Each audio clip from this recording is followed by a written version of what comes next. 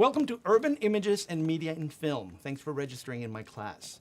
This is one of my favorite classes to teach, and I'm actually quite excited to teach an online version. In this section, we're going to be watching films. We're going to be concentrating on films from all over the world and some television as well. We're going to be covering almost every continent of the world, and I'm sorry guys, I think Australia is just a big island. It's a fascinating place, but it's not one of the places we're going to be covering in the class. There are two words that I would like you to focus on as you study through this course.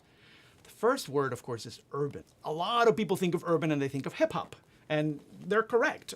Hip-hop is very much part of the urban culture in the United States, but urban is a much bigger word. And to understand that word, we need to go back to Rome, and I mean the ancient Roman Empire. The word urban in English comes from the Latin word urbs, which just means city, but it means city in a very specific way.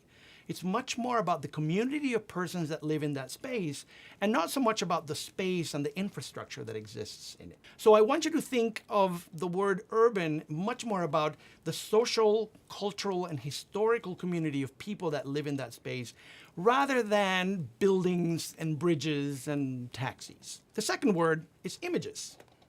Yes, we're going to be talking about Mexico City, we're going to be talking about Paris, we're going to be talking about Chicago, Los Angeles, but we're really going to be focusing on how those cities are represented, how they're mediated by television and by film. There is a gigantic difference, for example, between living in LA and watching La La Land. There are lots of American television shows that are filmed in Canada, but they're not set in Canadian cities. So this class is going to focus not so much on the historical material cities, but much more on the depiction, on the portrayal of the cities in media, television, and film. Of course, what is fascinating about this is that the way that they're represented actually informs how we react with the real cities. I hope you enjoyed this class. Thank you.